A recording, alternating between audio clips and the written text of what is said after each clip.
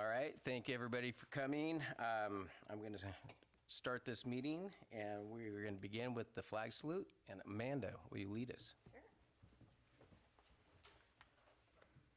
I pledge allegiance to the flag of the United States of America and to the republic for which it stands, one nation, under God, indivisible, with liberty and justice for all.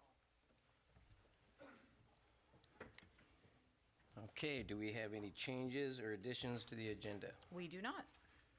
All right. I move, do we need a move? Yes. I move that we approve the consent agenda. Second. All in favor? Aye. Aye. That takes us to public comment. We have no public comment tonight. No public comment. All right, that will take us to the superintendent's report. Well, wonderful. Oh, click, click, click. All right, as we started doing in the spring, we're gonna start with some good things. Wanted to share a few pictures. This is quite the crew from Ridgefield. We descended upon downtown Seattle about a week ago at the PLC Institute. We had 60 of us all together that went for the opportunity to learn and work together. And it was an amazing experience. It was so nice to be with our teachers, and they were so happy to be there and be having conversations about the work. So super excited to see what these folks bring to the work over the next year. Construction updates, wanted to just share some photos. These have been out on our district Facebook as well, but wanted to make sure folks had a chance to see them here at the board meeting. So we have done some corrections at the Union Ridge playgrounds.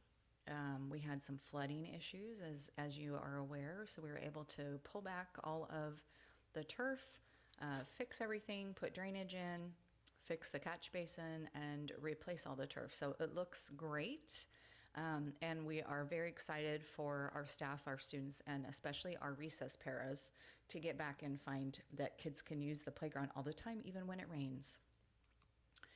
We also did some work out at Southridge Elementary. We resurfaced the entire blacktop. If you've been out behind Southridge, it's quite the distance there. And prior to this happening, there was some potholes. There was a lot of like cracks and tripping hazards. And so we had a number of challenges last year with that. So excited we were able to do this. So fresh paint, fresh lines, fresh four squares. So excited for the kids to be back to play.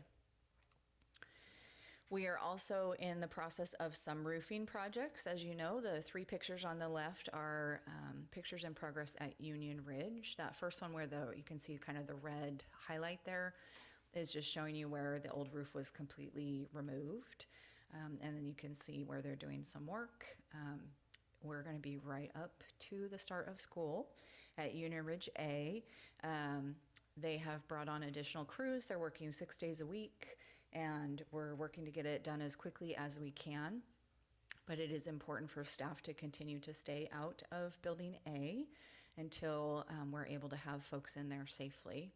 And then the 2 pictures on the right are just a couple of early photos of the work at Ridgefield High School. It's a substantially smaller project, but you can see in that first picture things I don't think about with roofing, but all those HVAC units up there have to be lifted up on jacks so that you can do the roofing work. So that's what that first picture is showing you. The second one is showing you where they're having to do some raising up of some components there. We anticipate that one will be done in plenty of time before the start of school. As we have been following along throughout the spring, I'm just again giving you the update around our D-form process. As a reminder, this is how we access state school construction assistance program funds. And we had gotten an initial D10, but we have the official D10 now. It was approved by the state on July 16th. And so now it is just construction time. So you can see on the right with the project management, we are fully in construction phase. We have some owners activities that we are in process on. And Paula McCoy, our Executive Director of Business Services, is already submitting receipts to the state so we can start getting our reimbursements as quickly as possible. And then here's a picture. This is a picture from today, actually. So we do have a camera out at the site. It currently generates a new image every 10 seconds. I'm looking at Joe. 10 minutes. That's not nearly as cool, but okay. Every 10 minutes, you can see a new picture. And then, of course, we'll use those to do a time-lapse video, so that'll be really fun when it's all finished. But you can see the foundation. If you're like my husband and I, we've built like 6 houses in our marriage. So they put the forms out, they pour the concrete, so you can see all of that is happening. So things are moving out there. If you drive by, you can see they are out there working hard. Okay, so that's a lot of the fun stuff. Some other important information tonight. We have on the agenda a first read of several of our policies, and really just wanted to highlight the work that's been done here, really based on feedback from families throughout last year, from staff throughout last year, and you all as the board as well. There have been concerns, I think, since before I arrived around our attendance policy. So we have some recommended revisions to that this evening. Our student conduct expectations and reasonable sanctions, that's actually a policy that WASDA no longer recommends. So we'll be recommending to rescind that policy this evening. We also are bringing to you an extremely revised student discipline policy and procedure. And there's some items in here that I'm particularly excited about because I love spreadsheets too. We have a discipline matrix, and so every campus will have the same set of codes, the same definitions for behaviors, the clarity around what consequences are permissible under the law or not, and clarity around what is the role in the classroom of the teacher, and then what is the role of the administrator in the office. So I think this is going to bring some much needed clarity, but also consistency to the district. We also developed the same type of a matrix for attendance, so that will also be cleaned up before we start school this year. We did some additional work around just continuum of discipline responses. This is based on work from the state, and we're going to follow along with what they have recommended as best practice. We have a developed hate and bias incident protocol that was really piloted at View Ridge Middle School last year.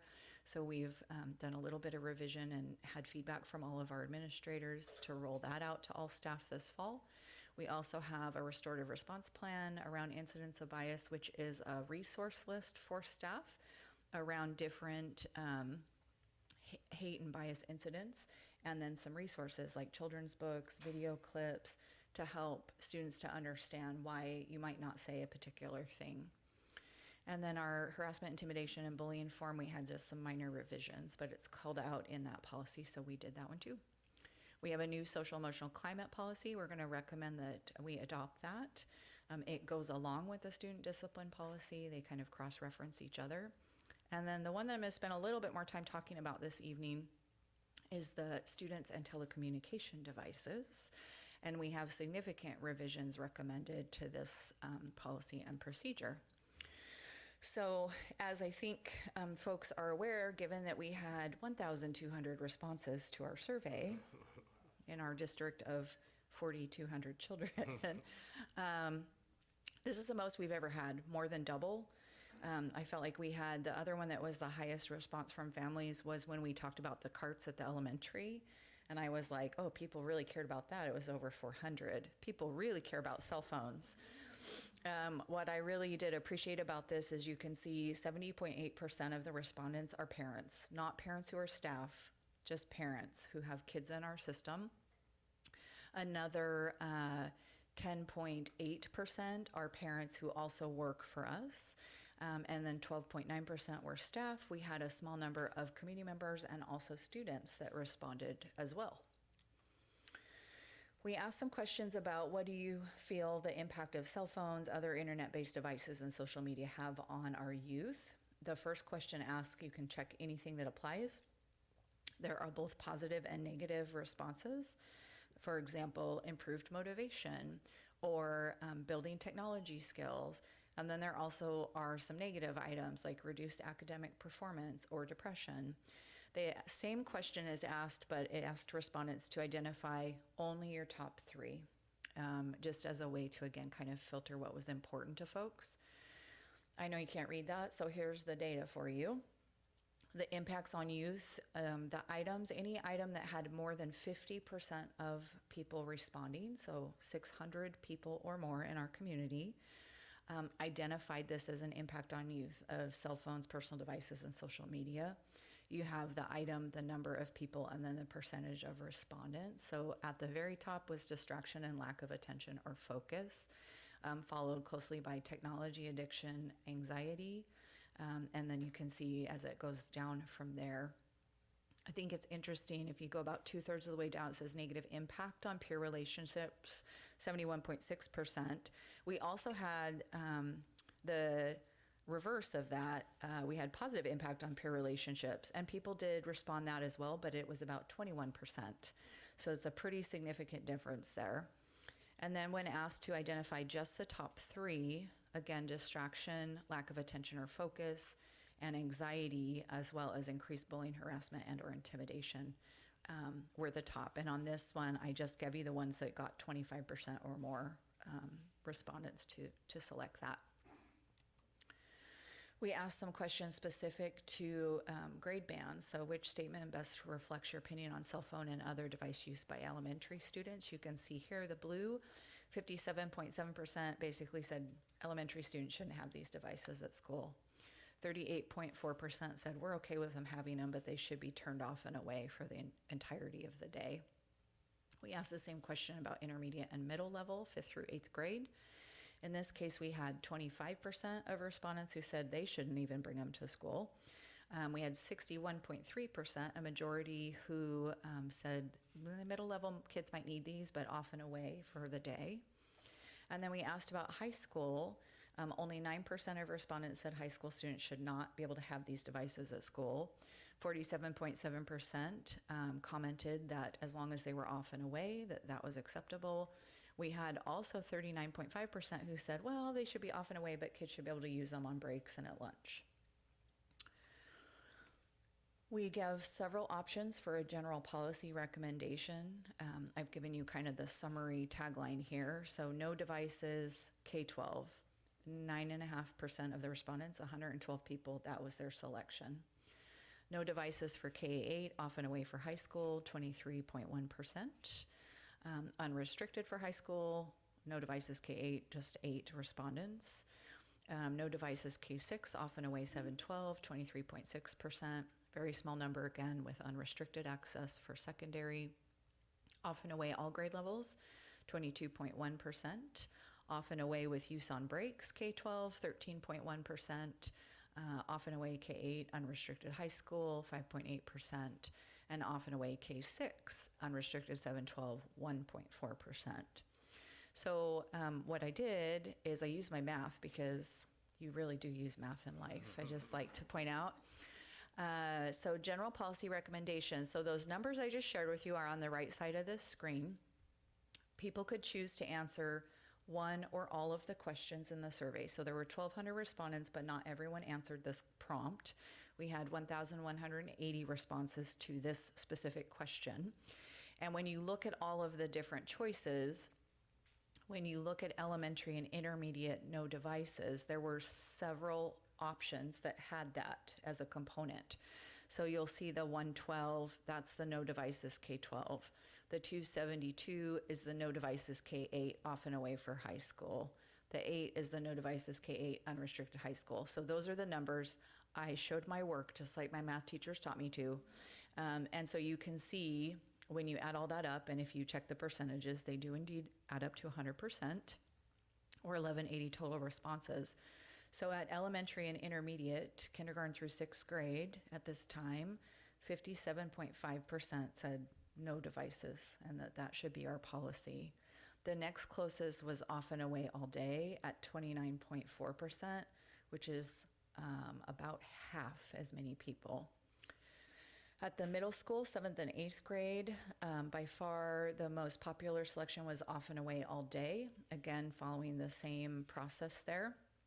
51.5%, so we did see a majority of respondents with off and away all day for middle. We had 33, so a third of respondents actually said no devices even at middle school. And then you can see the other options there. And at high school, Off and Away All Day was also the top selection at 68.7%. A much smaller percentage of folks who said no devices at the high school level. And then you can see the other items there. So I've bolded for you the one that was sort of the top selection. If this was a levy, all three of these would have passed, I guess I'll put it that way. If it was a bond, we would have only gotten through on the high school. So that's where the data came out at, and I think that's just important for you to know as you consider the first read of these policies this evening. We did also ask an open-ended question, and as has been the trend, when I send these surveys out, less than half of people choose to type in their own written response. So 466 responses to that question.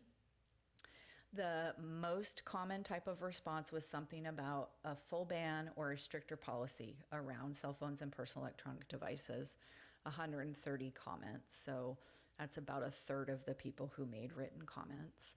There was also 104 comments around parental communication and student safety, particularly in the case of emergencies.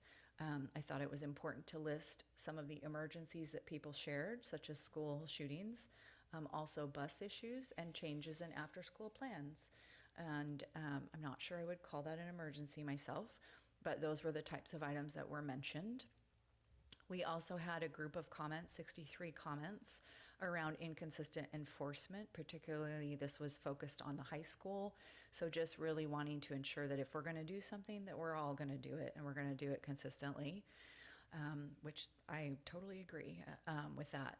There was also some comments about really high school being different than elementary, intermediate, or middle school.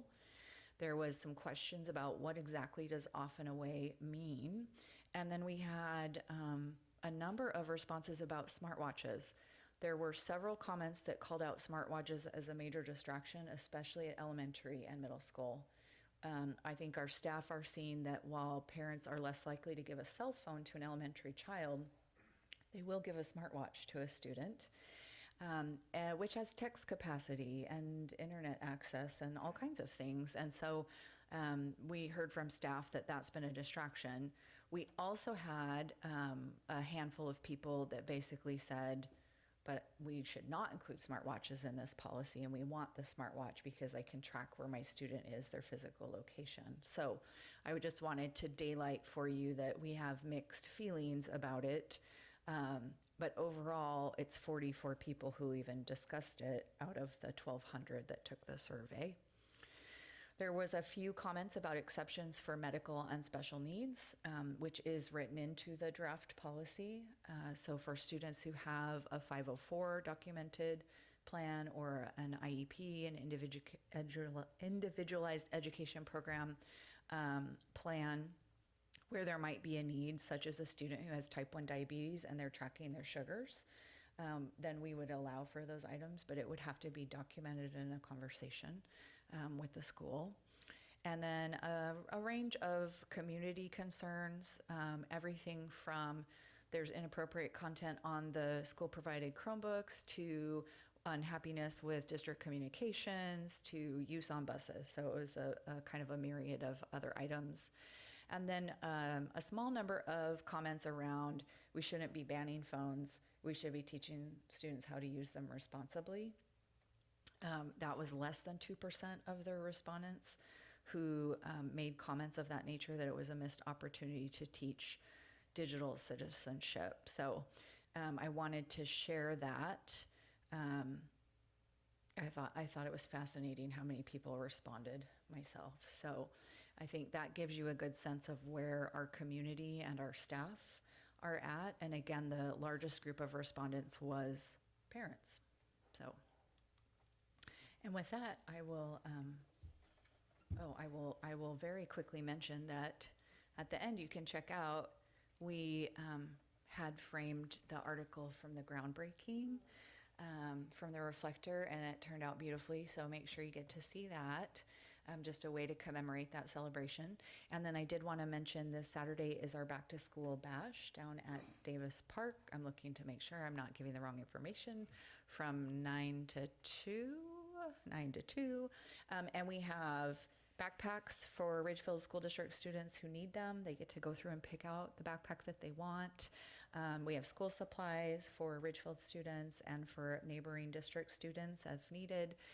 There's also a ton of school clothes. So if you need support getting school clothes for your student, shoes, haircuts, all the good stuff. So hope to see a lot of our families out there taking advantage of that opportunity. Thank you.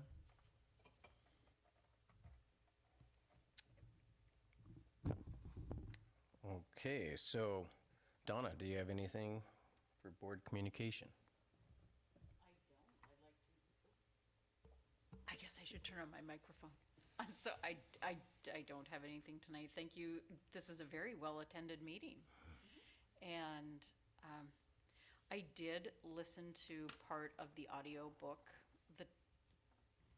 with the cell phone policy. Yeah, it was a very interesting. I'm in full support of no phones. Off and away all day, everybody, including me. Jake? I just wanted to call out our board retreat that happened a few weeks ago. And thank you to Luke and Charlotte from Cabinet for joining us. Really productive day. Happy we do it every 6 months. Wish we could do it more often, but it's super productive for our group to get together and talk at a high level about all things policy to strategic plan.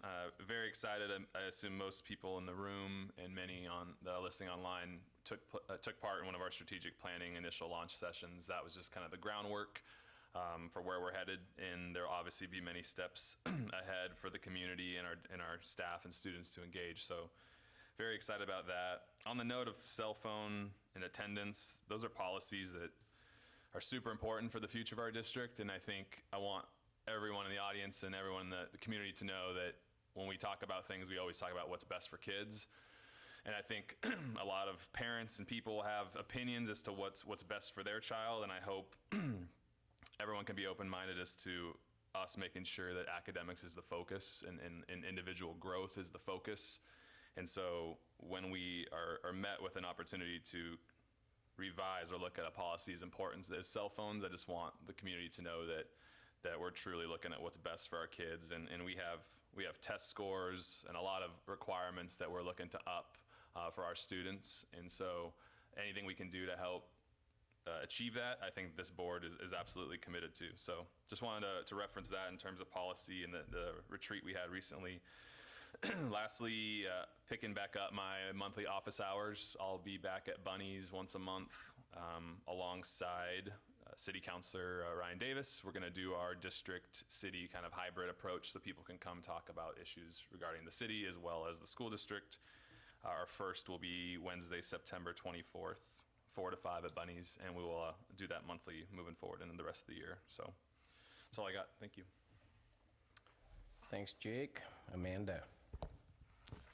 I also wanted to talk about the board retreat and just thank Dr. Rodriguez for putting together a lot of information and it gives us a really great opportunity for growth and to really dive in and learn about policy and what we can do to better the school and the community. It's a lot of work. We had working lunch. We had like no breaks. And so it was not a bad thing. It was wonderful. It just letting everybody know there's like no downtime. There's so many things that we're talking about and we're covering, and we're really trying to do a good job. And I appreciate that we had so much of the cabinet that came and kind of gave input to.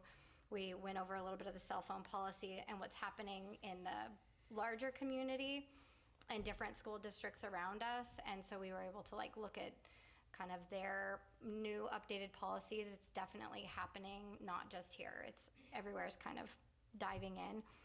I also wanted to thank all of my fellow board members and directors here for just showing up and really engaging in the process and taking it very seriously and professionally. And we have a lot of really meaningful discussions, and I appreciate that. And really love the respect that we get from each other. We have very diverse viewpoints, and it's really great to be able to like bring them together for the good of the community and the schools. Thanks to Jake's gavel training, it's going to be right here in the flesh. It's happening.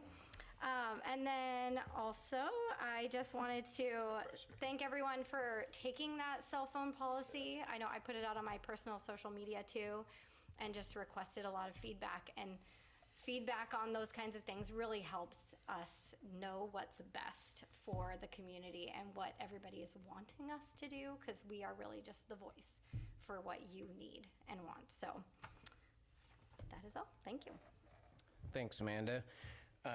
Just to chime in on that with the cell phone use, I want to appreciate what Jake said, is that as long as we're keeping like the child's education at the forefront, and that's the driving factor of why we're making this policy and decision is to make sure that they can stay focused and be present in the classroom. I mean, it's hard. Like you talk to my daughter's a junior in high school, and you know, if I just gave her the choice, she would never give up her phone. But if the choice is not for her to have, then she will live on and will be able to be more present. And I have no doubt that she will be able to participate in class, but more socially with her friends. So it's a big thing, and it's not going to be an easy thing, but I think it's a necessary thing, and we're going to at least get that ball rolling in one direction. And the feedback, you know, 1,200 people, that's impressive. So I want to thank everybody for taking the time to give that feedback, because that helps a lot on directing us and what direction we go. Yes, I should have wrote down, I had one other thought, but yeah, the retreat's great. Jenny has a packed schedule. We have a lot of things to go over, and we hammered through it. And but you leave that work session feeling like, you know, you got something done. So I appreciate that, and I appreciate, you know, the whole board taking the time, dedicating a full day. And you know, I think that it helps us kind of lay out what the game plan is for the rest of the school year. So thank you. So with that, one last thing, I want, if you didn't recognize, we've moved public comment up in the meeting, and that was one of our discussions, is trying to make public comment a little bit more public friendly, so that if somebody has something to say, we don't want to make it difficult for them to be able to get here and be able to use their 3 minutes. And public comment isn't because you always have to have a complaint. You can come to celebrate too. Whatever it is, we want to make sure that the public is welcome, and so moving them up in our agenda is trying to make it to where it's more open. Somebody doesn't have to sit through a business meeting to be able to say what they'd like to say. So I just want to make a note of that. Okay. Now we're going into the public hearing.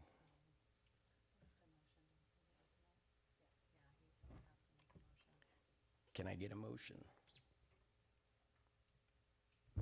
I move we enter into open public hearing on the proposed 25-26 school year operating budget and use of the enrichment levy. I second. Is there any discussion? All in favor? Aye. Aye. Opposed?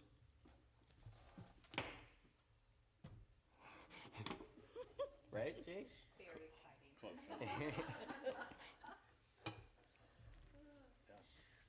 I want to welcome to the podium Paul McCoy, our Executive Director of Business Services. She's going to be walking you through the 25-26 budget, and happy to answer questions as we go throughout. And then there will be an opportunity for public comment on the operating budget and use of the levy following that presentation. Yes. And I'm hoping the clicker is going to advance. Oops. Oh, there we go. All right. So we're going to spend the next 2 hours, no, I'm kidding. Good one. We're gonna do a Cliff Notes version, going through the budget document that is in the board packet. The budget process actually starts back in December for the school district, and we're gonna cover the funds that we budget for the school district and the programs that are included in the budget. But first, we're gonna cover why we do a budget in Washington State as a school district. We'll cover our board policies and procedures, again, that policy word, and then cover the elements that are included in our school district budget, and then get into some projections for the school district. So the why we do budgets, because I like to have gray hair. No, why we do budgets in the state of Washington, besides the fact that it's state law, governments are required to adopt a budget because that is basically our legal authority to spend money. The federal government has to adopt a budget, state government has to adopt a budget, local governments are required to adopt a budget. In Washington, our requirements are notated up there on the slide for our reasons why we have to adopt a state budget. We are here doing that budget process with our legislative body, holding our budget hearing to go through the budget that we are, that covers our next fiscal year. So as a part of the budget process, not only are we adopting a budget for the next school year, but in Washington State, we have a requirement to include a 4-year projection. That projection is to help kind of guide the district in looking at future activities for the coming 4 years. And we'll cover some of the assumptions that are used in developing that 4-year projection. So going into school board policies and procedures, we have policies that the board has adopted that goes into the elements that are the requirements that the board has adopted for developing our budgets. The school board policies essentially codify our state requirements, which are again referenced earlier in the presentation. The business office for the school district develops the budget. The budget's developed to comply with all of our state and legal requirements. As a school district, we have a lot of legal requirements. When we get state and federal dollars, the government doesn't just allow us to use the money as we see the need in the district, but that money comes with a lot of strings attached. So we work with our program administrators to develop a budget that we present to the board that complies with all of those legal requirements. And oftentimes those budgets have to be approved by state agencies, and sometimes, in the case of some programs, federal oversight agencies, in addition to our own governing body, to make sure that we are complying with the additional legal requirements. We have a policy that governs the fund structure that we use, which we'll go into in a second. As a school district, we have a couple different funds that govern that cover how we spend our money, and we'll talk about what those are. And then we have a board policy that outlines fund balance, or essentially our, you can call it cash balance. When at the end of the day, we maintain a certain liquidity in fund balance to make sure that we can sustain our operations. That is documented in our board fund balance policy. So what starts our budget process for the school district is an enrollment projection. So we take a set of data and we collect data looking at historical data, we consider planned construction, permit activity, in some cases birthing data from the county, and working very closely with the planning and development departments at the city and the county. And we try to set a enrollment projection for the district. And what we've done on this slide is kind of show historically what has happened with enrollment over the last 6 years for the school district, and ultimately what we've budgeted for our enrollment for the elementary level. Just can't quite see the bottom, but, and then secondary level for the school district. And then we'll get into the summary here, which really just compares the basic ed, running start, and then total enrollment. So getting into the enrollment projection, we are still maintaining conservative principles for enrollment. For basic ed, we are assuming a 2% enrollment projection, and that is really just to try to maintain a conservative budget estimate. For Running Start and our Wisdom Ridge Alternative Learning Program, our budget is really closely tied to actual from the prior year. Again, trying to maintain conservative information. I have some current information that I was going to share with the board. Current head count for the district as of 9 a.m. today was 4285. So that's as of right now, earlier this morning, where our enrollment is right now. So we are getting, our enrollment is coming in quite strong right now. It's a very strong indicator that we'll be pretty close to that estimate for our enrollment for this year. We're already up over 120 FTE over where we ended last year. So that's a pretty strong indicator right there. Okay, now getting into a summary of the budget, the 200 pages that are in the board packet. So I mentioned earlier that we, as a school district, budget our activities in a series of different funds.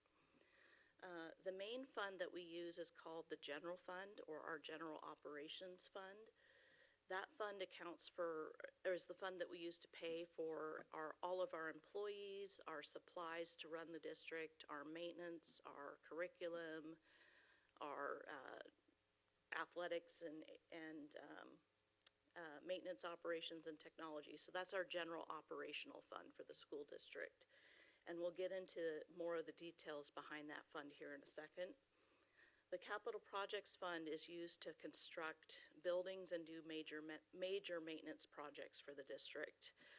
So when we build the new elementary school, when we look at that budget, all of those costs are flowing through that Capital Projects Fund for this next year. And we have a couple other smaller projects that are making up that budget as well. The Debt Service Fund is used to pay back when we have bonds that are outstanding. The Debt Service Fund is used to repay the principal and the interest on outstanding debt. And we work very closely with our financial planner through ESD 112 to develop a repayment budget that sticks with our planned tax rate that we, for financing, to develop a budget when we set our levy for debt service, so that we're maintaining that stable tax rate for our citizens. And so the budget is developed in conjunction with our financial planner.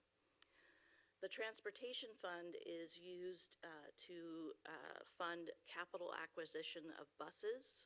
So when we contract with K-Roll, which is the transportation co-op that is operated with Woodland, Kalama, La Center, and Ridgefield, that is the fund when we have to make a payment to buy buses that we would use for that purpose. And then lastly, the ASB fund, that is our student organizations fund. So all of the high school ASB activities, the middle school, and then occasionally we'll have our elementaries do private purpose fundraising. That fund accounts for all of the student activities going on in the district. And those budgets are individually adopted by the schools and then rolled up into one fund in the district's budget. All right. So now we're going to drill into the general fund and talk a little bit about what's going on in the general fund budget at a high level. So looking at resources for the district's general fund, the majority of our money does come from the state government.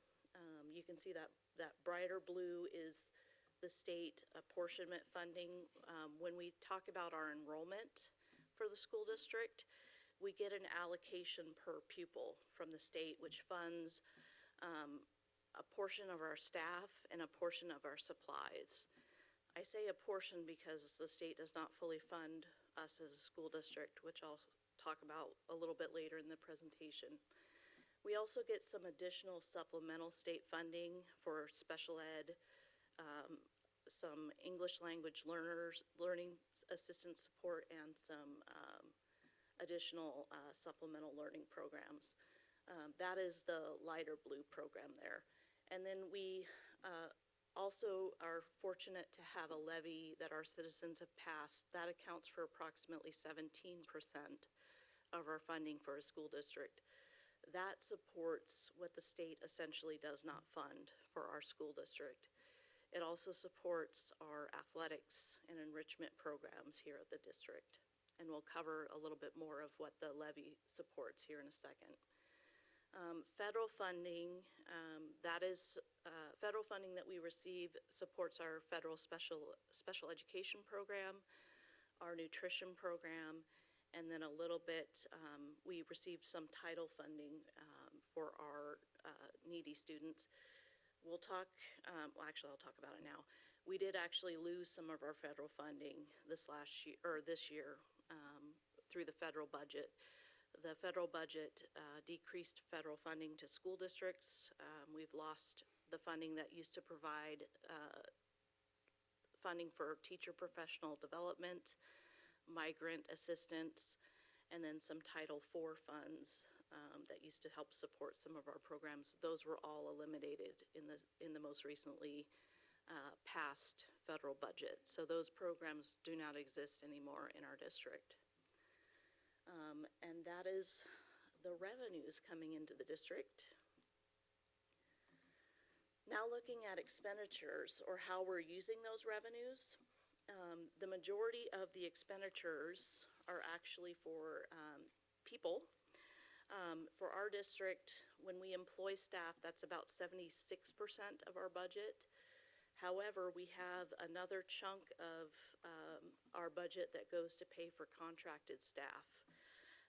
We currently have contracts with ABM for custodial staff, and that's roughly about $1.6 million.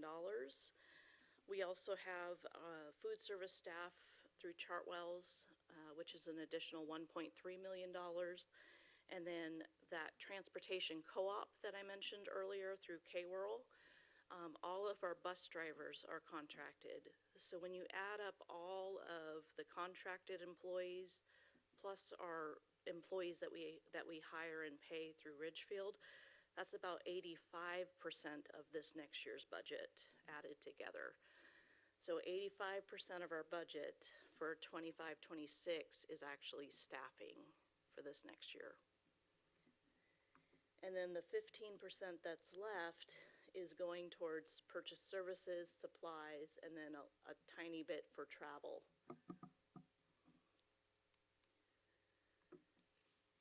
So what are some of the changes that are happening through the state budget? I mentioned personnel continues to be the largest share of the budget. We did have some contract negotiations that are reflected in the current budget for 25-26. So that's all in there. I want to talk a little bit about the big issues that were mentioned the last couple years about special ed and supply funding, and then we're going to talk about substitutes here in a second. So the state this last year increased funding for special education. They gave us some additional supply money, and then they didn't address substitutes at all, but we'll show the impact of that. So what is the impact to Ridgefield as a result of that funding?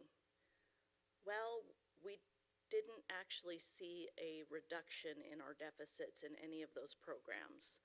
And we'll show a slide here in a second for each one of these that you'll get to see the change. But special ed, we continue to operate at a deficit.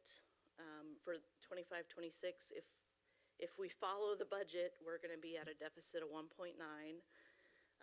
For last year, we're projecting for this next year, or the current year that we're about to close out, we're projecting about a 1.2 deficit. For MSOCs, our budget for 25-26, our total MSOCs are going to be about $10 million. We'll show the flip side, which is the revenue here in a second. The state didn't cover the deficit that we're seeing for MSOCs either. And then we'll show you what the impact for subs is. But basically, we got all this extra funding, but we're not seeing a net reduction in our actual costs from the state for these items. It didn't keep up with inflation. So other changes in the budget for this next year, I mentioned the change in enrollment. We're assuming about a 2% increase over last year. We are projecting about a conservative growth in AV. Well, we just recently got the updated AV estimate from the assessor about a week ago. The AV numbers for this next year are actually closer to 8%, but we don't know obviously what future years are going to be. We're receiving limited increases in MSOC funding, and that's factored into our 4-year projections. We're seeing increased insurance costs and increased maintenance costs. All of our maintenance agreements, the renewals are coming in much higher than the funding that we're getting from the state. And we're seeing, the budget, we did also see some increases in insurance costs for staff. All of our renewals, as I mentioned, are coming in higher. So it is making it a little bit difficult going into future years to kind of maintain. It will make it difficult maintaining balanced budgets, but it's something that we'll have to make some strategic decisions about. So local levy. How are we utilizing our local levy? I mentioned the largest portion of local levy is being used to fund staff. That continues for the district. We fund a portion of almost every teacher is funded through levy. Special education is funded. The deficit that we saw is being funded by levy. All of our athletic programming and extracurricular programming is being funded by levy. And a portion of these other programs like community ed, the early learning center, and then staff professional development is all being funded by local levy. So levy is very important to school districts in how we can support teacher professional development, our students and their extracurricular activities, and also just basic ed. We need it to support basic education. All right. So embedded in the budget, with the board considering adopting the budget tonight, the board would also be certifying the levy for the general fund and also for the capital projects fund. So back in 2024, the voters placed and approved a levy amount for the general fund and also for the capital projects fund. This budget includes the voter-approved levies for both the general fund and the capital projects fund. So by adopting the budget resolution, you would essentially be adopting the levies for both of those funds. All right. And this is the trend I mentioned earlier about special education costs. So if we were to look back over the last 3 years, 24-25 is the current year that we're in. This is the projected shortfall. 25-26 is what's in the budget before the board right now. And then 23-24 are the actual numbers. For special ed, this is the difference between what the state is funding versus what our actual costs are, if that makes sense. And so you can see the 3-year projection. So this is with the new money from the state for the special ed program. So we appreciate the additional funding, but it's not quite covering the full cost of providing the services. Now looking at the supply funding that we get from the state, the same information, actual for 23-24, the funding, which is the allocation, versus the actual expenditures. 24-25 is the funding, and then the projected expenditures, because we're still in 24-25. And then 25-26, the funded, and then the amount that's included in the budget for the board. So again, it's not quite covering the full cost. And now looking at substitutes. So the state did not do any adjustment to the substitute funding for school districts.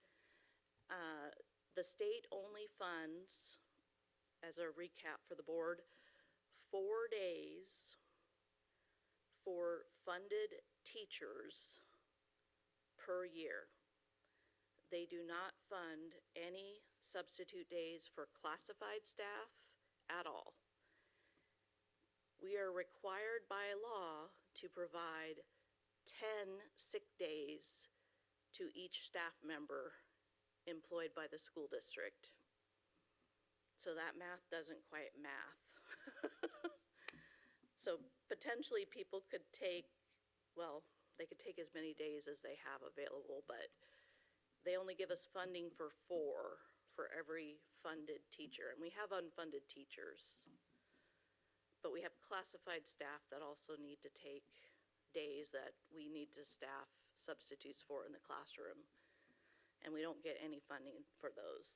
So this is the delta for only the funded programs. We have more substitutes that we hire for other programs that are not reflected in this cost. I'm only showing you the apples to apples funded programs to funded or to the costs for those same programs. This doesn't include special ed, it doesn't include CCTE or lap title, because those costs are factored elsewhere. I just want you to see apples to apples, funded to unfunded. This is just showing you the delta there between what we're paying and what we're receiving for substitutes.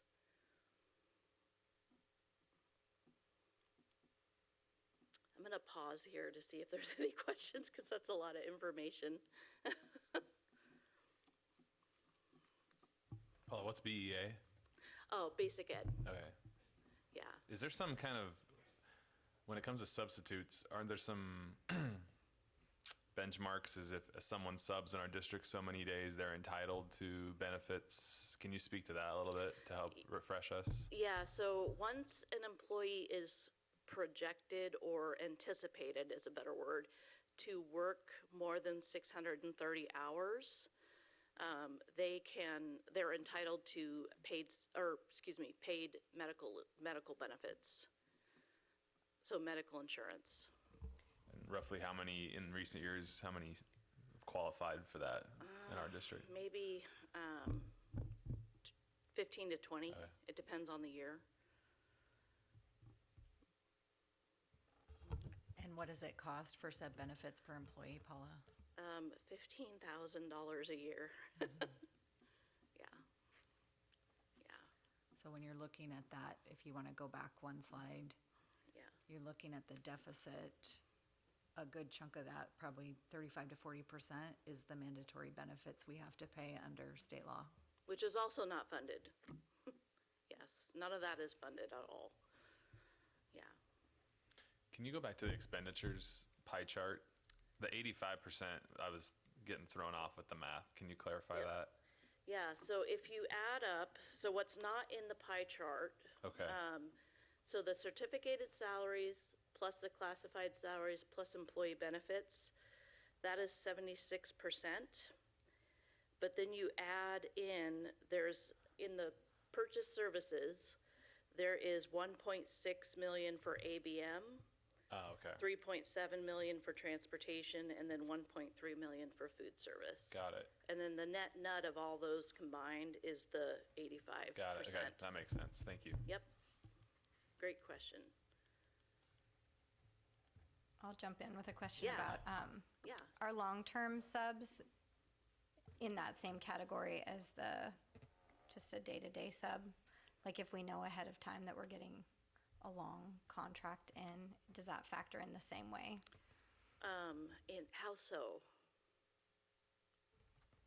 I guess I was just looking at numbers and then benefits, like, So typically it's your long-term subs that are triggering that 630 hours that I mentioned. But the funding doesn't change for long-term subs at all. The funding is the funding. It's 4 days for every funded teacher. So that, say a teacher has to take 3 months off, their salary's still accounted for, plus substitute salary, plus substitutes benefits, and that's where it's exceeding. And, yeah. And actually, there's been situations where we actually have, on some days, a day where for the one person's classroom, we're paying 3 people. The person who's on sick leave, the long-term sub, and then when that long-term sub has to take sick leave too, the sub for the sub. Yeah. Because we have to give sick leave benefits to substitutes as well. Yeah. So you create these like weird scenarios, and it just creates additional costs that are also not funded. Paula? Sorry. Great questions. How many days, how many full days does 630 hours equate to?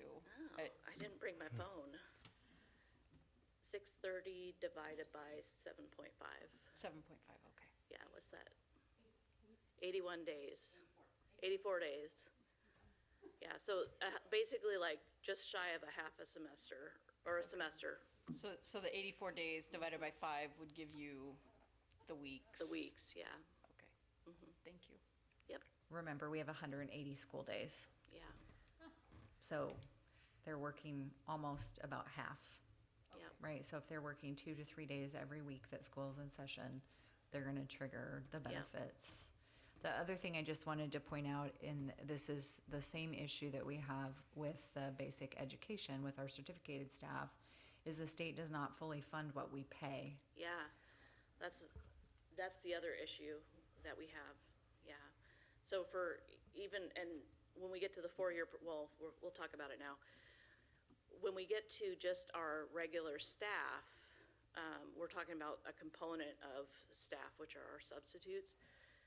And we've talked about supplies. The state doesn't even fund, which is why we're funding every staff member with levy. The state doesn't even fund a staff person, a teacher. We're paying a chunk of every teacher out of levy.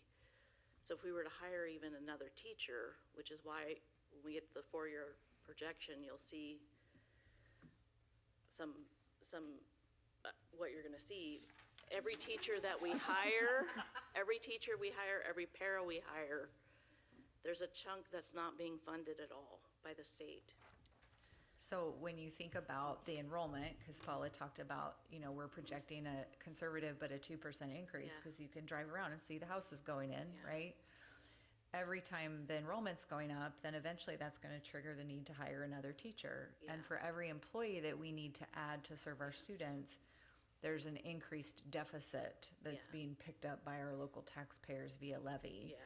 But the levy has an absolute, right? And so Yes. there's a maximum there. So as that happens, it's going to continue to cut further and further into buying curriculum, paying for outdoor education and field trips, all of those extras that are important to our kids and our families and our community. But we have to pay the bills. So Yeah. it's a compounding problem. Yeah.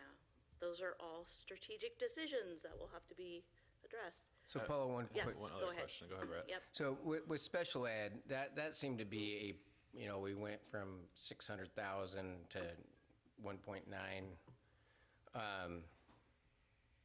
within 3 years. How does that expand so rapidly? So here's the thing with special ed, and I think we've got, well, I'm not gonna pick on him, he's brand new. I'll save him. I'm gonna take one for the team. So special ed, the costs are solely driven by individualized student IEPs, and so you don't know what students are gonna come into the program. And so you could have a mix of students that require outside placements in another state 1 year, and then another year you could get students that don't require such intense needs. It's a mix you don't know. And so we've had students, and in fact, this year we had a student that required such a replacement. And we've got some students right now in the summer that are in a intense program for behavior. Those costs, unfortunately, it sounds like they're gonna continue into next year. You don't know with special ed if you're gonna have those situations. And with special ed, we do have safety net funding that is supposed to kick in at some point. That will help offset some of that, but it still doesn't cover all of the costs. And you still don't know what portion of costs are gonna be covered. And it's highly variable, and that's probably the best way I can explain special ed costs. I'm going to also just simplify the math a little bit too. So when you look at, we're going up roughly 600,000 a year. Our average cost for a certificated individual, a teacher, like their salary, their their supplemental contract, the cost of their benefits is roughly $143,000 per employee. So when you're looking at 600,000, that's about 4 certificated staff. When you're looking at intensive needs classrooms, the ratios are much smaller for the safety and the needs of the students in that classroom. So last year we opened up an intensive needs classroom at Southridge Elementary. It was new based on, again, enrollment and just more students coming in. It's not that our percentage of students needing special education is increasing. It's just that our population's increasing, and therefore there are more students that have special needs. This year we added a second classroom at Southridge because the need is there. And when you hire that teacher, you also hire typically 3 paraeducators, because those students have often intensive health needs. They may have high behavioral support needs. And so you are now hiring 4 adults for a classroom with maybe 12 students. And it very quickly can add up. Yeah. Great point. Question, switching gears to construction capital Yes. funds. We obviously over time want to replenish impact fees. Do you get insights or projections from the city in terms of new builds over the next few years and how that would help replenish our impact fee? Yeah, so we are actually gonna have to update our impact fee calculation, which drives the amount of impact fee we can actually charge. But to the first question, yes, we work with the city on updating that every year. The city provides us rough estimates on what their projections are for growth within city limits. The county gives us some information, but not as detailed as what the city provides. Our impact fee amounts will be impacted by the construction of the third elementary school. We should expect to see our impact fee amount go down as a result of that, because we've added capacity at the elementary level. Once that school comes on board, we'll need to redo the calculation for the impact fee, which will then update that calculation. So it's kind of like, hopefully that answered your question, but I kind of wanted to supplement a little bit to let you know that we will see an impact to our impact fee at the same time. I'm assuming we're not any different than any other school in the state. Every district is living on levy money to pay their bills. Everyone, yes. And the only way, if levy wasn't supported, the only way we can trim is by people. That's the only really thing that we have that, Yeah. yeah. I have a clarifying question, going back to impact fees, because you were saying that when the new elementary is built, it will change the amount that we receive for impact fees. I thought the impact fees were a set rate charged for the city, and then a set rate that was charged by the county. How does that It is change? a set rate, but it's a rate determined by need. So it's a formula based on the need. And part of the formula is your unhoused kids.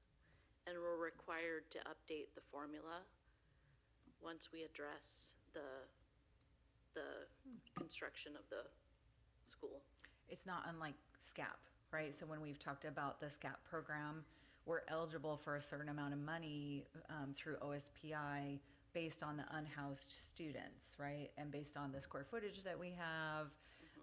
And so it's similar with impact fees when there is less unhoused students, because those dollars have to be used for new construction. If you have fewer kids needing space, then we aren't able to charge as much. We currently are, I think, the highest. We were, yeah. By a long shot. And the city and the county, I'm sure, both have an interest that once the elementary opens, we'll need to have an updated capital project plan in place, a long-term capital facilities plan, and then they will use that along with the formula to determine what we can collect moving forward from there.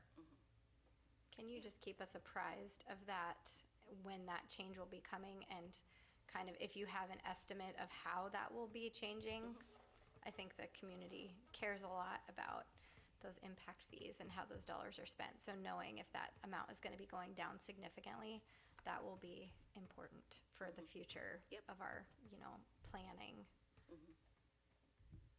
All right, great questions.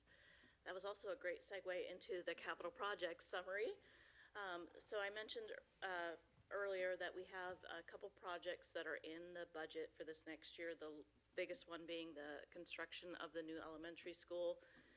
The other projects are really just wrapping up the re-roofing of the RHS and the Union Ridge site. There will be a little bit of carryover cost that will trickle into this next year, but not much. And then we do plan always every year for other deferred maintenance that may pop up that's unanticipated at this point. We've not identified a specific project, but we've accounted for if the board does award a future deferred maintenance project, there's at least budget authority in the capital projects fund for a future project that may be awarded. All right, so now getting into our 4-year projection.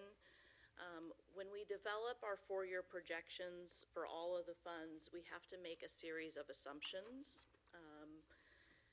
And when we develop the assumptions for future years, it's really, for us, for any district, it's like throwing spaghetti at a wall. We don't know what's going to happen down the road, but we have to have something that is consistent and something that we can use as a basis that's consistent throughout the projection. And so we've listed what each of our assumptions are when we develop the 4-year projection. The four-year projection for consistency assumes student enrollment growth at a consistent, constant rate of 2%.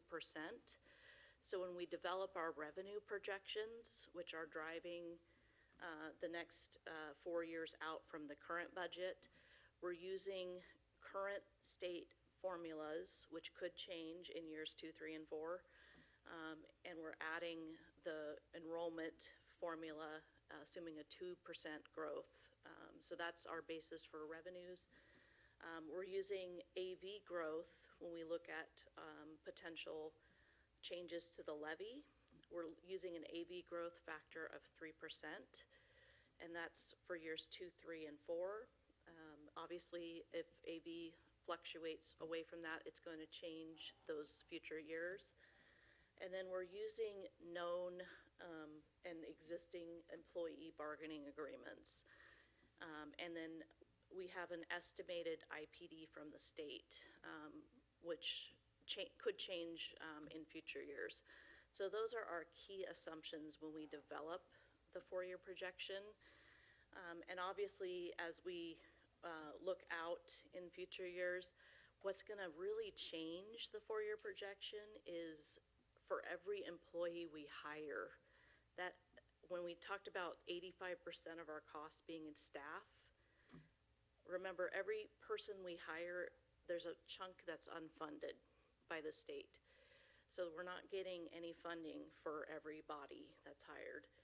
So we'll have to be really strategic as we look to develop future budgets and look at possible ways to control costs, about how we can, when we make our hiring decisions and when we look at ways that we can adjust our budget in the future. That is something that we just need to know going into future years. And then also the last assumption, we're assuming that we don't change our levy from our voters, so going for the full voter levy. Any questions on the general fund? I know that's kind of a long segue. All right, so I'll go into, sorry, go back for a Yep. moment, Paula? Yep. So what I think I just want to draw the board's attention to the last two rows of the chart, the 7% minimum fund balance under our approved policy and procedure, and then what the fund balance plus or minus from that amount. And you can see here in year one, we're in good shape, like, oh, that's awesome. We have $1.7 million more than what's required under the fund balance. But in one short year, we're now in the red. Again, as the enrollment goes up, the revenue goes up, the expenditures go up. Your expenditures, it's 7% of what you have put in your expenditures that is the fund balance that we're looking for. So then that number goes up too, right? We're about $500,000 shy of where we have to be under our own policies in year two. I think we believe we will be able to find those funds, maybe not backfill some positions through attrition, not hire as many folks. I think that year two is solvable to keep us solvent with the 7% minimum fund balance in place. But as you get into year three, and you can see where we're 4.2 million short of where we need to be, and in year four, we're ending in the red. And when you are at those places, then it becomes difficult, if not impossible, to make payroll or pay your bills on time. And so you all heard this last year about districts that were in binding conditions and OSPI flagging districts for being in binding conditions. And that's what they're talking about. When you see that ending fund balance is in the red, like in year four, that would put us into binding conditions. And likely we'd be on a watch list in year three, if not even in year two.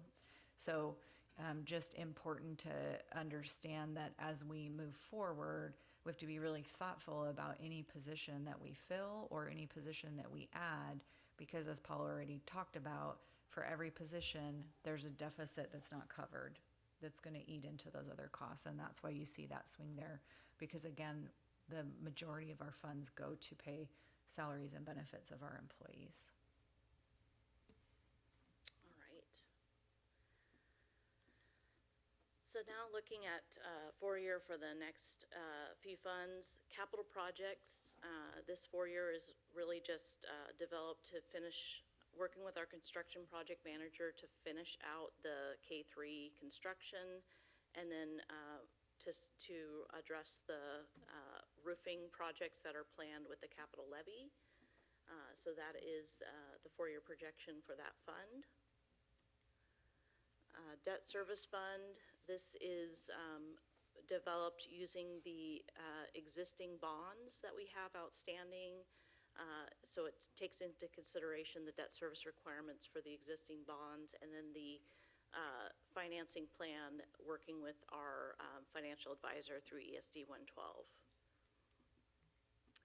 And then the transportation fund, this is, again, the fund that services our capital requirements for the participation in the K-World Transportation Co-op. So this is the fund that we would use if we have to make a capital payment for bus purchases.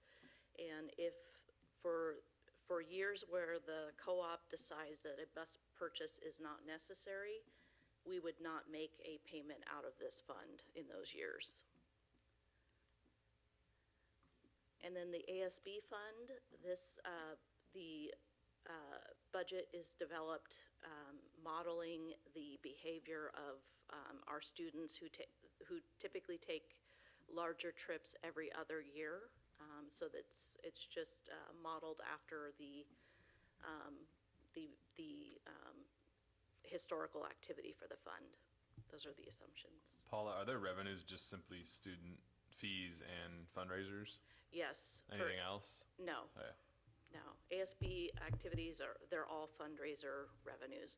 And then the sale of the yearbook and the ASB cards. All right, and these are, last slide are just things that we've talked about earlier. We understand that as a district, we have to, and really as stewards of public funds, we understand that we have to monitor our budget closely. We will work as a team and as a group to make sure that we are addressing the 4-year projection. We've talked about the capital project impact for elementary number 3 completion. We do have some additional facility needs that we're going to have to address. So we'll be working on a maintenance plan that will have to accommodate other deferred maintenance projects for the district. And then we do have an update on our capital reserve fund. As a reminder, as a district, we did establish a deferred maintenance fund reserve in the capital projects fund. We are anticipating that will have a balance of about $750,000 once we're done with the roofing projects. And then addressing the 4-year projection again, we know we need to address that as a group. We're going to be working with the board very closely over the next several years on making sure that we have a plan, and it's going to take a lot of strategic effort on the part of management and also the board to make sure that we can address that. All right. Any questions? That was a lot. Paula, if the projections are off, let's say in some dream scenario where we end up with like 5% student enrollment growth on a couple of those years, and I understand that we would at some point hit that need for more staffing, but would that help offset a big chunk of that deficit that we're going to be looking at?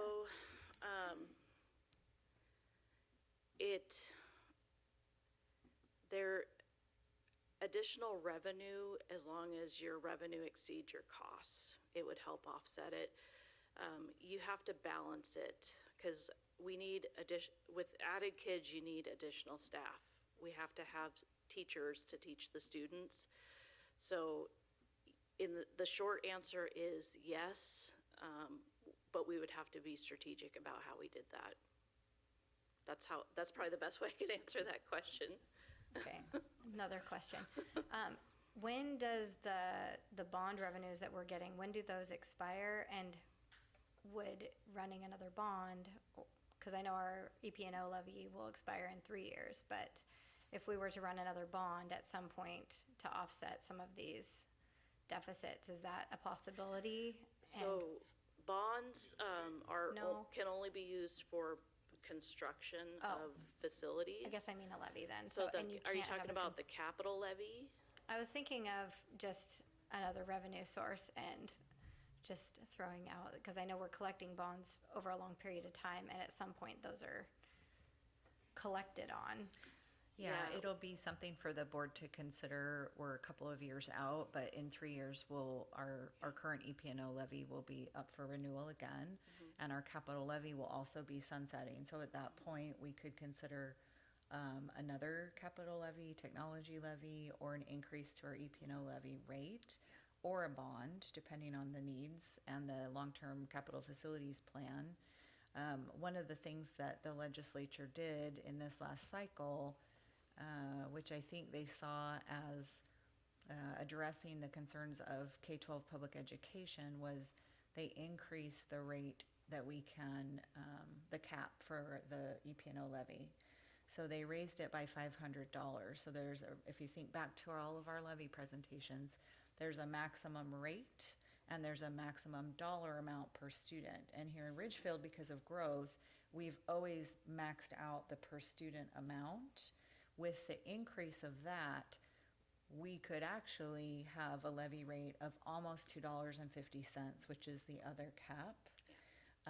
And that would generate a significant increase in revenue. However, given the response from the community about moving from $1.50 to $1.75, I'm hard pressed to think that we would be able to ask for $2.43 or whatever might be the maximum.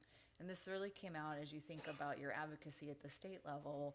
This was something that giant school districts like Seattle Public Schools ask for because they have such a broad tax base. They can raise a lot of revenue through that amount per pupil, and people's tax rate is still fairly reasonable. But in a smaller system, that is less helpful. And we've had some kind of internal conversations about it, and I think for folks just to understand, it's great that there's capacity for more through our EP&O levy, and there are the realities of what our community is willing or can afford to pay. And the gamble of going for it and losing all of it, Yeah. because that's the gamble. Yeah, and you've seen it, like Woodland is just coming back from a double levy failure. I think Someone else did too. Hawkinson. Yeah. There's been a few. Yeah, I mean, it seems- Battleground. Battleground, yeah. It seems like the system works for very large districts and it destroys small districts because community, like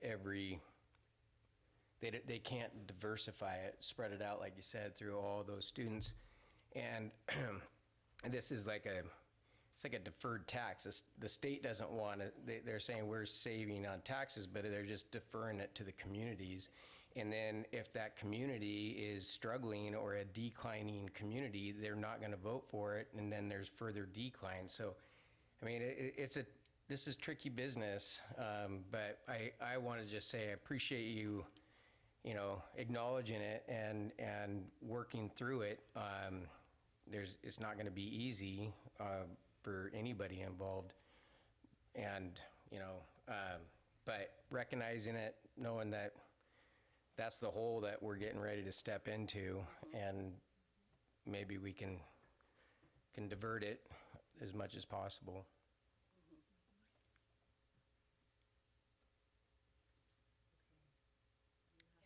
Oh, sorry. Back to business. Okay. So I am calling for, I'm just reading this? Okay. A motion for public comment on the proposed 2025, 2026. No motion. Oh. Oh. Yeah, I'm opening for public comment on the proposed 2025, 2026 school year operating budget and use of enrichment levy. Is this a 3-call? Oh, Yep. yes, I'll let you come up here.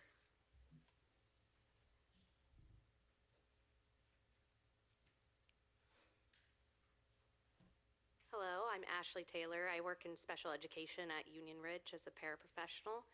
I just wanted to speak a little bit more on the special education budget, which is our programs for like the self-contained programs, which are our highest need students, have grown exponentially in the last few years. I started in 2021 and we had 1 class at Union Ridge. We now have 3 and 2 at Southridge.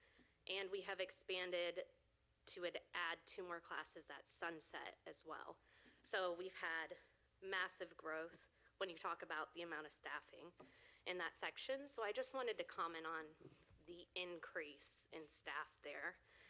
And Dr. Rodriguez is right. The amount of students is smaller because those class sizes are usually around 10 to 15 students. So about half the size of what you would see in 4th grade, say. But double the amount of staff that you would need. Thank you. Thank you. Okay, second call for public comment.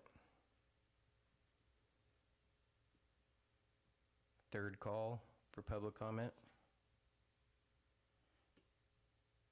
Okay.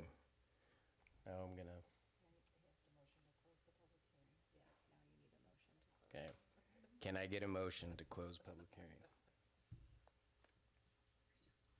I move that we close the public hearing. Second. Any discussion? All in favor? Aye. Any opposed?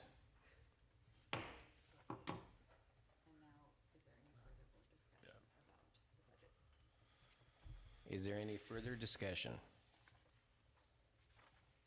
I'll just say thank you to Paula for all the detail. I think we're not in the most ideal situation when we look at a lot of these numbers, but I know that our team and our staff are doing the best that we can, and I know this board's committed to getting creative and doing everything we can to preserve the level of service we offer today and trying to increase that over the years. So thank you for all the detail and all the answers to questions.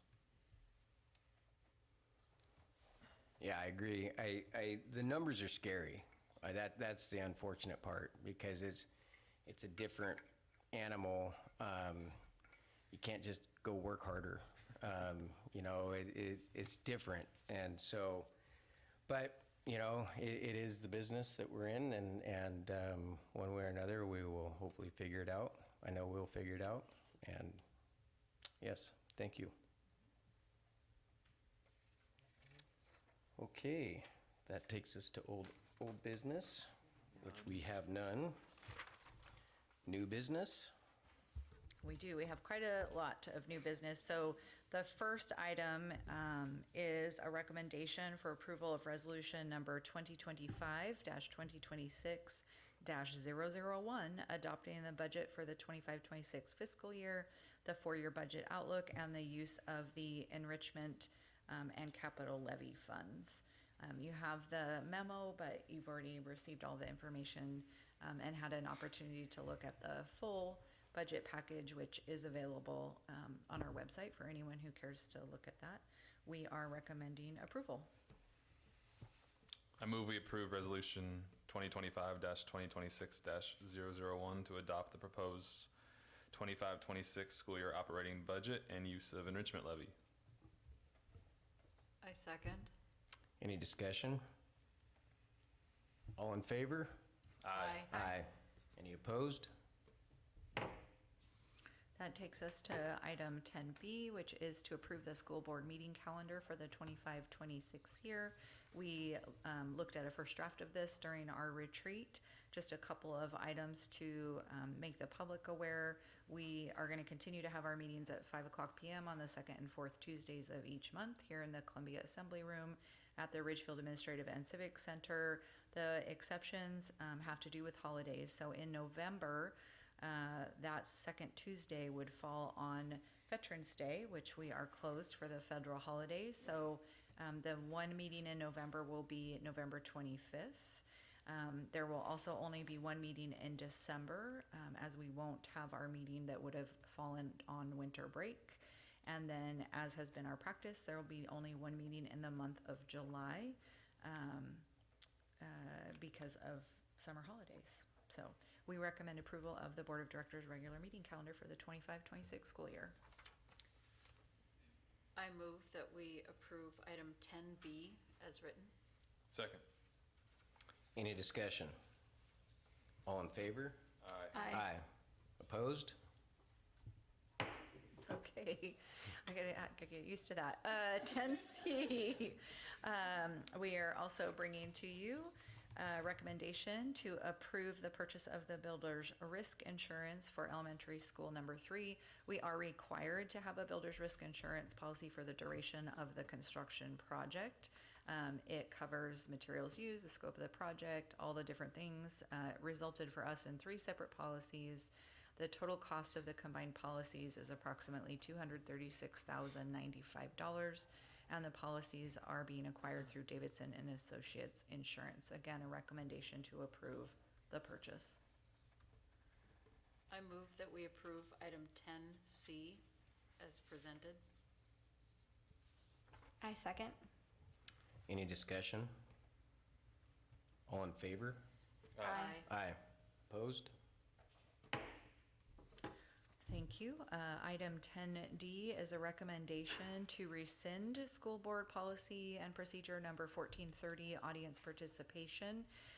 Under board policy number 1400, meeting conduct, order of business, and quorum, we have updated that previously, and all of the language has been combined. So we no longer need policy 1430 as a separate policy.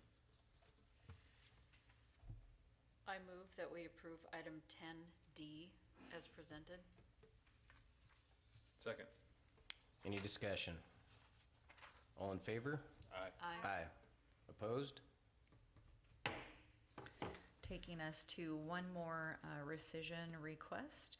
This is for board policy and procedure number 3240, student conduct expectations and reasonable sanctions. We're very serious about discipline at this point.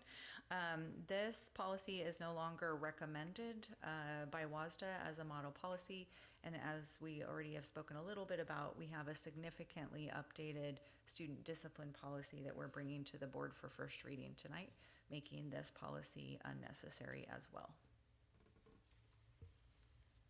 I move that we approve item 10E as presented. Second. Any discussion? All in favor? Aye. Aye. Opposed? All right, taking us to item 10F. We're moving into now the first read, so there'll be no action necessary on these, but this is our first official reading on a number of policy updates and a couple of new ones. And we will bring these back to the board for official approval at our next board meeting on August 26th, the night before school starts. All right, so the first one is an update to Board Policy 1400, meeting conduct, order of business, and quorum. We just spoke about this just a moment ago. We are recommending approval of the revised policy. It does align to the updated WASDA model policy. Happy to answer any questions. Dr. Rodriguez, what would you see as a excused process? I know we don't generally follow that. If I know I can't be in a meeting, I try to give notice to yourself and to Brett as president. Is there a more formal process you could see for us that's maybe more public or? It may be helpful when our board president calls the meeting to order to just announce any member who's excused for the evening. Okay. Yeah, I would like that. That would be my suggestion. Yeah. You'll help me remember that. I will. All right, thanks. Okay. That is actually the next one, which is board policy number 1450, absence of a Excuse me. board member. I jumped ahead, excuse me. It's totally okay, but this is item 10G. Any other questions I can answer on this one?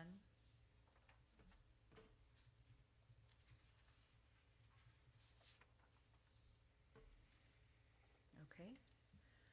Hearing none, I'm going to move on to 10H, which is first read of new board policy number 3112, social emotional climate. As we did our investigation, revision process on our student discipline and behavior policies, we found that there was an additional policy that WASDA now recommends be adopted around social emotional climate. It's not been put in place previously here in Ridgefield, but after review with our building administrators and as well with the board, we are bringing it to the board with a recommendation for adoption at the next meeting. Happy to answer any questions.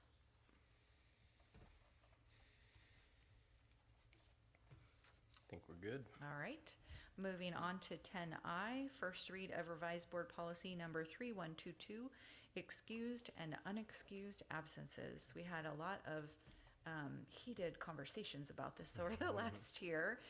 It was last updated in September of 2024, so we find ourselves needing to update it yet again in alignment to the WASDA model policy, also based on feedback from our districts and our building administrative team, and seeing how various practices at different campuses have played out over the last couple of years. The revised policy is really in line with the WASDA model policy, and then we have made significant updates to the procedure, which would also go into effect with the board's adoption of this policy to address excused and unexcused absences. We've also built a form that would also be placed on the website along with the policy and procedure with the reasons and the codes for absences, and we're currently working with our central services team to ensure that those are in place for every campus. So it will be consistent across the board, preschool through 12th grade. Happy to answer any questions. I think this is one where it's like we're honing, right? Like we're constantly, it's sharpen and resharpen and just keep honing it in. But I think the consistency is going to be huge. So you know from the time that you're in kindergarten that the same expectations is going to be all the way through. So I appreciate that. Okay, moving on to 10J, first read of revised board policy number 3241, student discipline. This has actually not been updated since pre-COVID, and a lot has changed in the world. So WASDA has also made significant revisions to this policy and procedure on their model policy website. We've had, again, discussions with our district-wide leadership team, which includes our building and our central services administrators in both our June leadership retreat and our August admin academy, as well as the board retreat that we all held at the end of July. The revised policy does align to WASDA model policy. It also provides clarity and consistency. Again, the procedure is where you're going to see a lot of the how-to for our staff to be able to follow. And then there are some supplemental items that will also be posted, including the matrix of discipline, I don't want to say infractions, but situations, behaviors, and what we are permitted to do or to not do in terms of consequences for students. And again, we are working at Central Services. Shout out to Tyler, who is one of our information database folks, who is making sure that we have aligned codes and definitions for every campus throughout. Happy to answer questions. I just wanted to say, I appreciate that when we did the retreat, we were able to look at that matrix and see how very clear and specific, like, examples are given, and I think it's going to help a lot. I think it's going to clear up a lot of, there won't be as many discrepancies across the entire district. It's really exciting to see something like this, like, moving forward, having just heard in the community a lot of issues around this, and him wanting the want for consistency and the consistent need for discipline and disciplinary levels and things like that. So thank you. Yeah, I think our staff want that too. Our principals want that too, to have that guidance and the clarity around where the bumpers are on the lane. And I do have to give a shout out to Dr. Charlotte Ellis, our new executive director of schools and leadership, for putting together that entire matrix for us. The removal of the gray area, or as much as you can, just makes it easier on everybody involved. Yeah. Okay, and that brings us to our last one, which is first read of revised board policy number 3245, students and telecommunication devices. This one has also not been updated since before COVID, April of 2018. We have had discussion obviously locally in our school communities, but there's also been extensive discussion at the state level.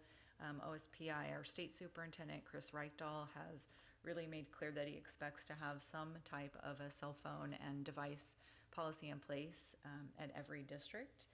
He has really stopped short of some other state educational leaders. Fairly recently in our neighboring state of Oregon, the governor took the opportunity to use an executive order to require that all schools be off and away, no cell phones on campuses, effective this year.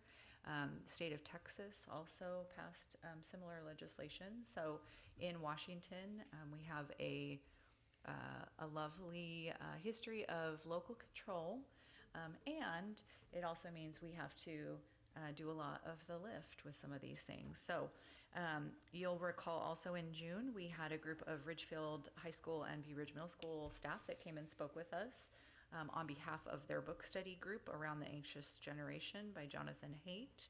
And we did some additional work with our administrative team, and then the survey data that I already shared out with you this evening.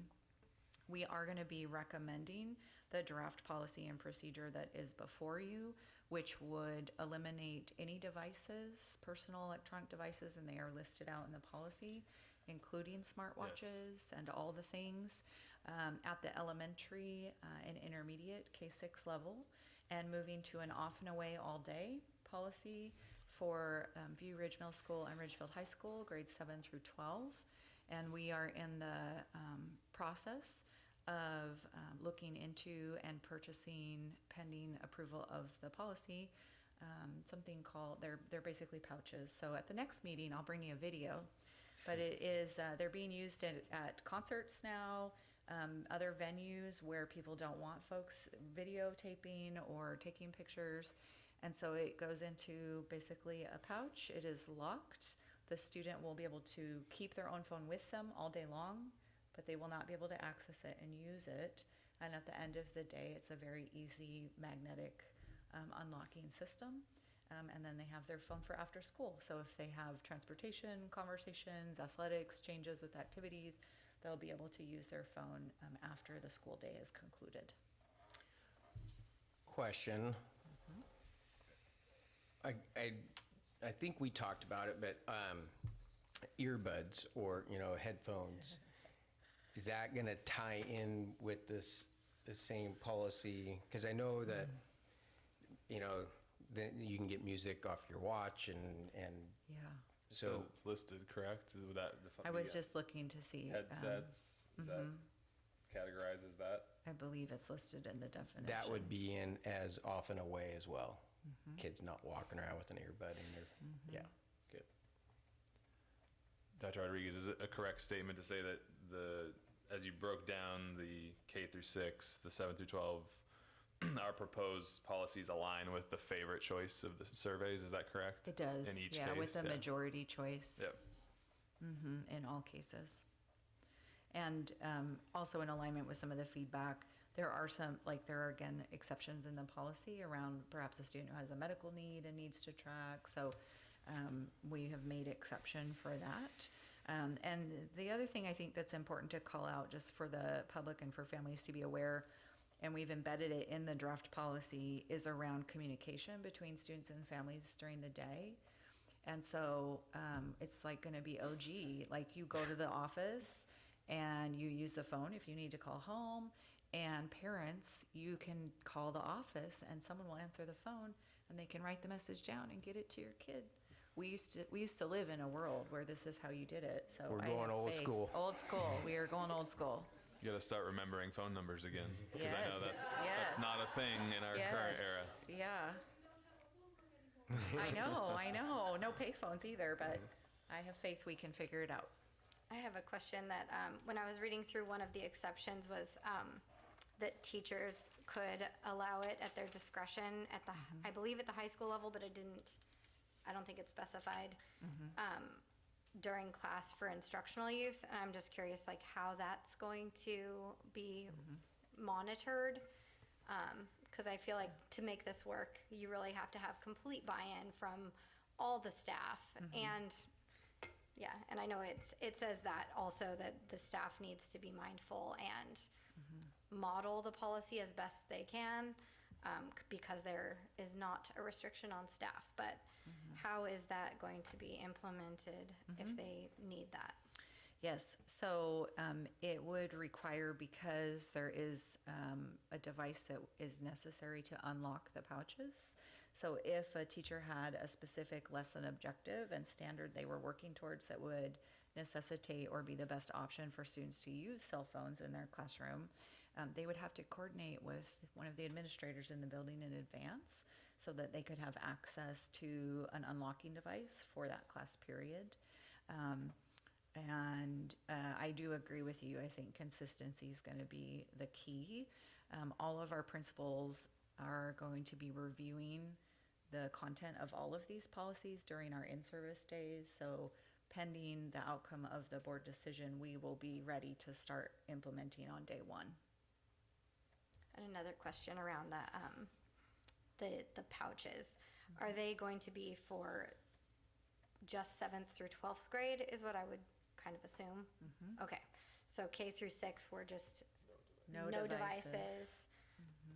Okay. And then we don't purchase them, it's a kind of like a rental, if I understand it correctly? We are working to do the initial purchase.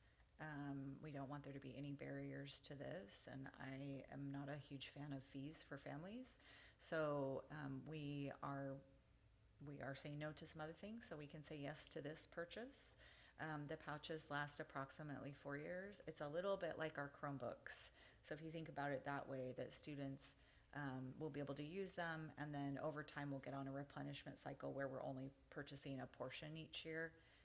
The initial startup is a little bit more because we have to get enough for all of those grade levels at once. More questions around this. How do we, maybe there's a policy around how it works too, but I mentioned this to someone and they said, well, I'll just get a burner phone and use that as my yonder pouch phone or whatever, and then have my other phone accessible during a bathroom or whatever. And assuming they don't get caught, like, is there a way to, how do we know, like, if the kids have a phone or not, and if they have multiple phones or? I think where there's a will, there's a way, and teenagers are incredibly inventive and innovative when necessary. But I do know that our principals are in communication with each other at View Ridge and at Ridgefield High School, along with some of our cabinet members, our central services staff, to talk about how we roll this out. They haven't finalized their plan, but one of the things as we were looking into the pouches that I think is important is that there's an adult who assists in putting the phone into the pouch and locking it at the start of the day. So we're working through the logistics of that. I know that Danny and I talked about it, and I was like, I would just say, oh, I forgot my phone today. And she's like, well, I'd put my calculator in there. And so I think on our like very unofficial pool of 2, I think it's important that there's an adult contact. The other thing that I think, we think about this from like, we don't want kids to be naughty, but the other amazing thing about that is that every kid every morning has an adult who's looking them in the eye and saying, "Good morning, how are you today?"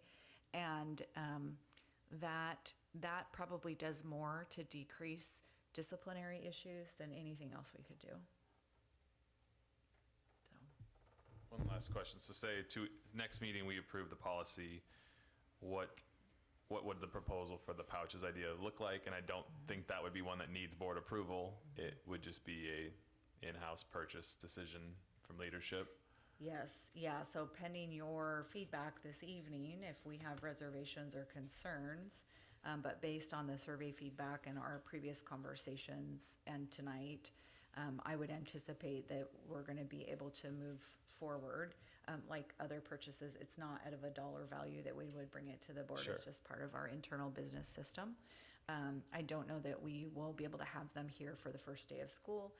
And I think that's okay because we need a few days to train students and train staff as well. So, but we would like to get it started as quickly as possible because we have this magical thing where we start over at the beginning of the year, but once that happens, people kind of get set in how things occur.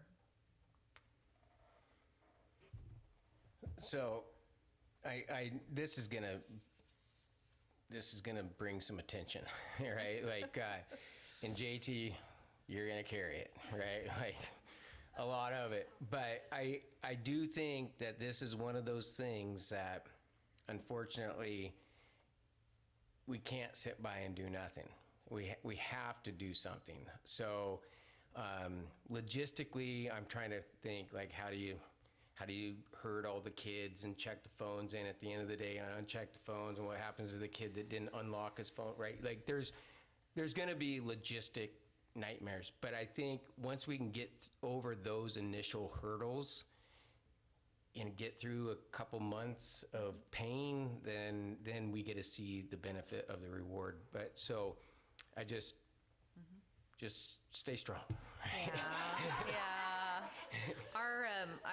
Our students are incredibly resilient and malleable, and I don't think it'll take a couple months. I think within a month, we're gonna see that people kind of know the protocol and have it down. Joe Vigard, our communications director, has been putting out some information with getting the survey out, so we'll continue to message out information ahead of time so that we can hopefully have folks kind of understanding what's happening. I don't know that the high school is going to be the biggest concern from parents. I actually think it may be the elementary schools. So I'll just prepare you, board, that we have a small number of families that feel like I want to track where my child is on planet Earth at every moment of every day, and be able to watch and know that they're exactly where they're supposed to be. And so I'm just going to encourage the moms, dads, grandmas, parents, guardians, foster parents, like, take a deep breath. This is how children learn to make good decisions and become independent adults.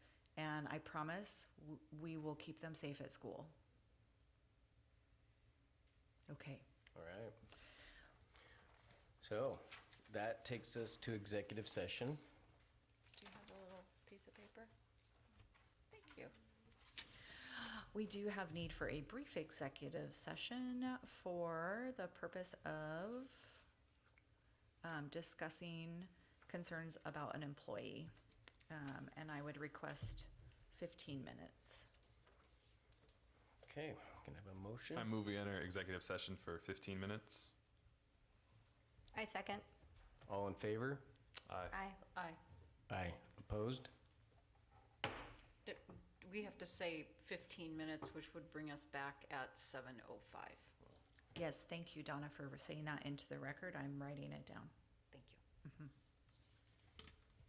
Okay. All right.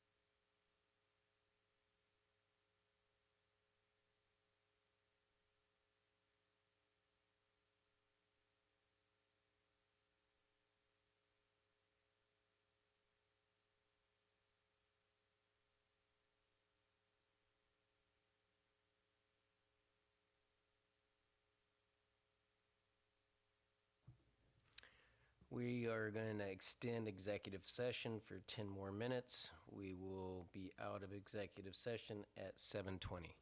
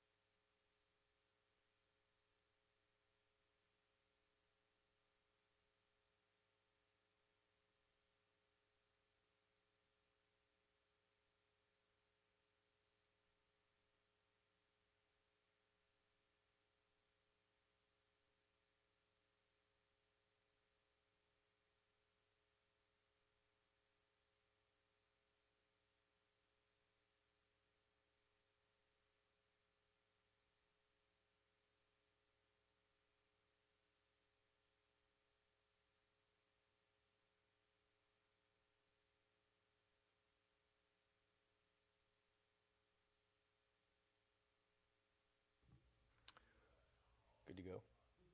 All right, we are out of executive session. There was no action taken, and I adjourn the meeting.